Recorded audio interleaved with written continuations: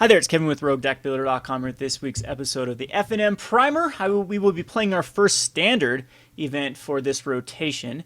So this is a deck that I played for GatheringMagic.com. You can go check it out. I'll have the link in the description below. It did quite well. I actually played this before it was quite rotated on MTGO. So the two rotated decks that we played against were terrible. It was Mardu Green, and Mardu Green just absolutely, the Siege Rhinos and the Crackling Dooms wrecked us, and the Radiant Flames that were easy to get the Converge off on time was really backbreaking for this deck. But the two non-rotated decks, which was I think a blue Eldrazi deck and a mono green ramp, we did very well against. And so I'm liking this deck a lot. It's super aggressive. You can get off very quick turn 4, turn 5 kills with it. And it's just an equipment-based deck that revolves around the Weapons Trainer and the Stonehaven Outfitter. So the first one is this Weapons Trainer here.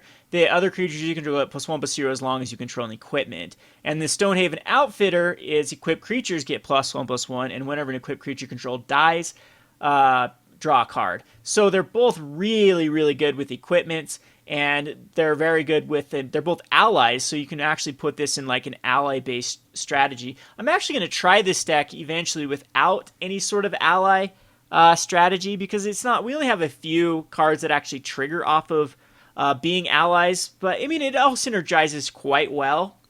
I'm really liking this Stonehaven Outfitter in another deck that I'm going to be trying to mess around with, which is just the Helm of the Gods. Stonehaven Outfitter. Helm of the Gods is the equipment that you get +1/+1 for each enchantment you control. So I'm going to run a ton of Silkwraps and Stasis Snares and probably like Wasteland Strangler and Blightherder.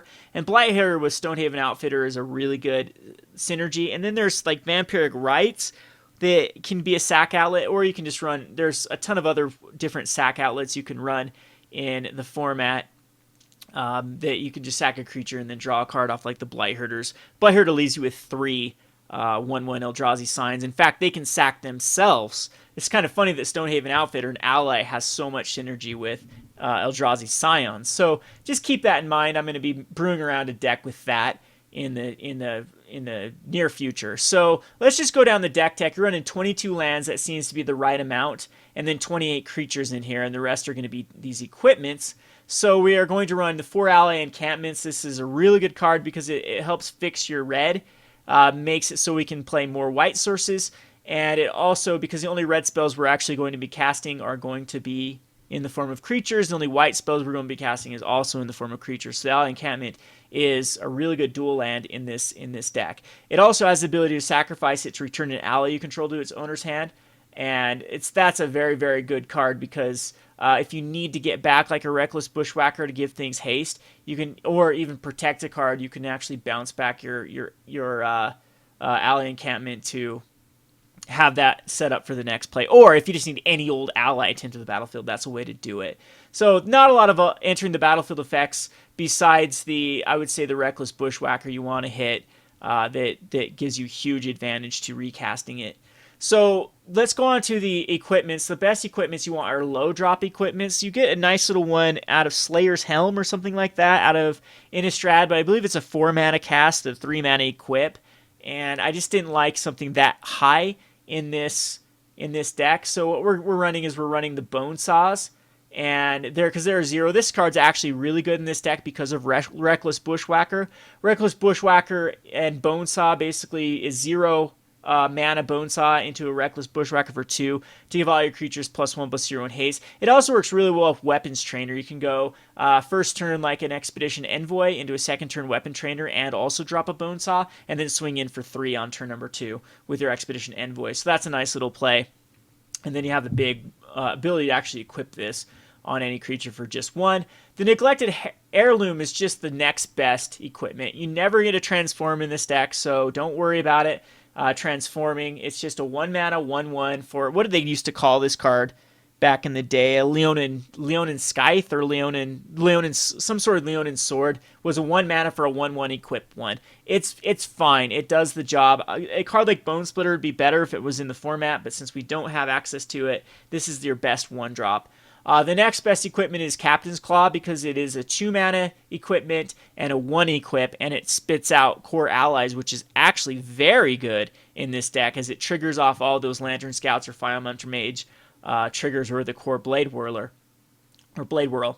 So onto our 1-drops is Expedition Envoy. We're running 4 of these and 4 of the Stoneforge Acolytes. Expedition Envoy is just a 2/1 vanilla card for 1 mana. Very powerful, very aggressive. And then my other 1-drop I like is the Stoneforge Acolyte. There's one other card that's a 1/1 Cliff something, I believe. You can spend 4 mana to give all creatures +1/+1, which actually synergizes okay with Captain's Claw. But if we're going to that route, I'd probably want to have like more Gideons mainboarded, and probably Oath of Gideon that puts 2 allies into play for just 3 mana.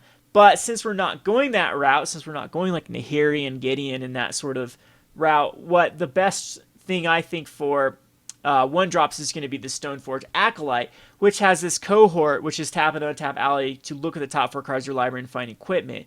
This is kind of like your desperation. I need to find. The play I play a lot in this deck is first turn Stoneforge Acolyte into second turn like Kor Bladewhirl, and then tap the Kor Bladewhirl to find me an equipment. Hopefully find me equipment. At least like dig closer to finding equipment, because we do want at least 1 equipment for this deck for the Stonehaven Outfitter and the Weapons Trainer. The Bladewhirl is the one that gives first strike, which is it's just a 2/2 for 2. We want a fast deck. This is our next best ally. Then we have the Outfitter, which I've already talked about, and the Weapons Trainer. Both these are very aggressive, especially with the equipment. And then Lantern Scouts are an incredibly good card for lifelink. If you're going against another aggressive deck, the Lantern Scout really puts you above, like, it puts you over the top of what your opponent is trying to do damage to you. I've been up to, like, I think the highest I've got up with this deck was 78 life.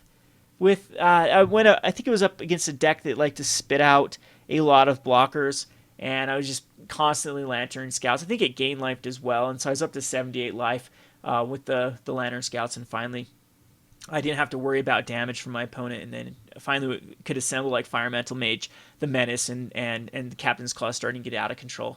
So then we have Firemantle Mage. This gives them all Menace. It's a 3 mana for 2/2. And then Reckless Bushwhacker, which is insanely good in this deck. We have a Needle Spires, which I actually has got in for that last bit of damage.